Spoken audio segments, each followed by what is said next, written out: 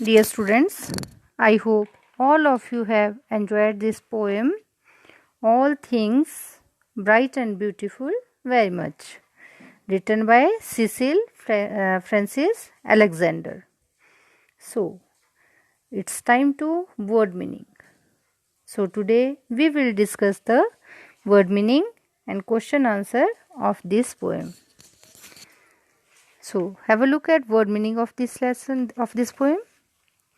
Bright, bright का अर्थ होता है उज्ज्वल, ब्यूटीफुल सुंदर, ग्लोइंग कलर्स चमकते हुए रंग, सनसेट सूर्यास्त, राइप फ्रूट्स पके हुए फल, क्रिएचर जीव, प्लीजेंट सुहावना.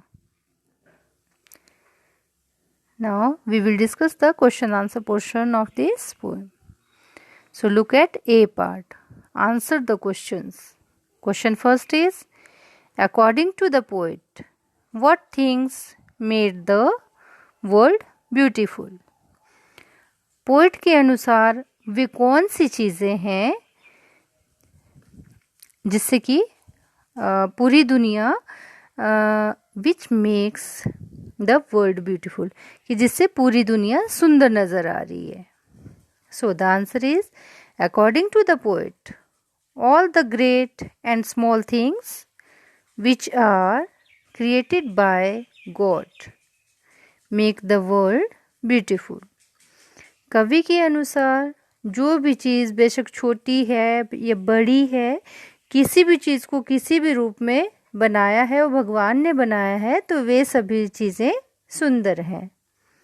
Second question is, right 5 pairs of rhyming words in this poem. इस कविता में राइमिंग वर्ड्स जो 5 हैं उनको आपने लिखना है. So the answer is 5 pairs of rhyming words in the poem are. तो 5 वर्ड्स कौन कौन से हैं? First one is small, all, sings, wings, by, sky, sun, one, tell, well. So these are 5 rhyming words.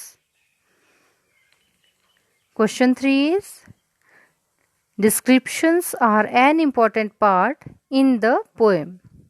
Make a list of at least 7 descriptive words and the nouns they described. इसमें आप लोगों ने minimum 7 descriptive words लिखने हैं और उनके nouns को लिखना है. तो जिन जिन शब्दों की इस पोएम में व्याख्या की गई है, पहले हम उन शब्दों को लिखेंगे, फिर हम उनके नाउन्स के बारे में लिखेंगे. ग्रेट, ग्रेट किसको कहा गया है? क्रिएचर को कहा गया है, जीवों को कहा गया है. स्मॉल, स्मॉल भी छोटा और बड़ा दोनों ही शब्द क्रिएचर्स जीवों के लिए इस कविता में यूज़ किए गए हैं.